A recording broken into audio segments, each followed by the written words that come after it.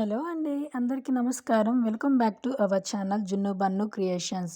ఈరోజు మన ఛానల్‌లో మీ అందరికీ చిల్లీ చికెన్ ప్రాసెస్‌ని చూపించబోతున్నాను.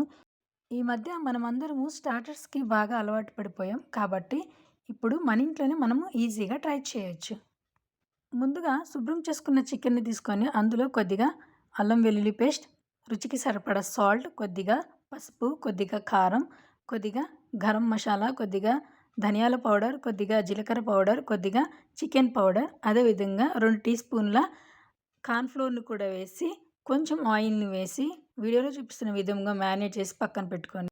ఒక హాఫ్ అన్ అవర్ తర్వాత ఈ చికెన్‌ని బాగా కలుపుకొని, అదేవిధంగా స్టవ్ ఆన్ చేసి కడాయి పెట్టి, కడాయిలో డీప్ ఫ్రైకి సరిపడే ఆయిల్‌ని తీసుకోండి.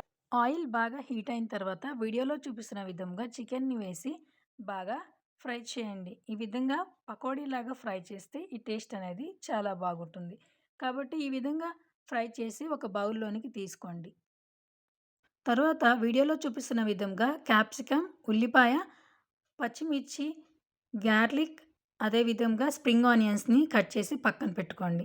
తర్వాత స్టవ్ ఆన్ చేసి స్టవ్ మీద పాన్ పెట్టి పాన్‌లో కొద్దిగా ఆయిల్ వేసి, ఆ ఆయిల్ హీట్ అయిన తర్వాత వీడియోలో చూపిస్తున్న విధముగా ఈ యొక్క గార్లిక్ ఇవన్నీ వేసి బాగా ఫ్రై చేయండి. తర్వాత soya sauce, vinegar, green chilli sauce, red chilli sauce, tomato ketchup, అదే విధంగా ఒక టీ స్పూన్ కార్న్ ఫ్లోర్‌లో కొద్దిగా వాటర్ ఏసి కలిపిన మిశ్రమాన్ని కూడా కలిపేసి బాగా కలపండి. తర్వాత పకోడీని కూడా వేయండి. ఈ విధంగా వీడియోలో చూపిస్తున్న విధంగా బాగా కలిపేసి వీటన్నిటిని హై ఫ్లేమ్ మీద 1 మినిట్ పాటు ఫ్రై చేసేసి సర్వింగ్ బౌల్‌లోకి సర్వ్ చేసుకోవడమే.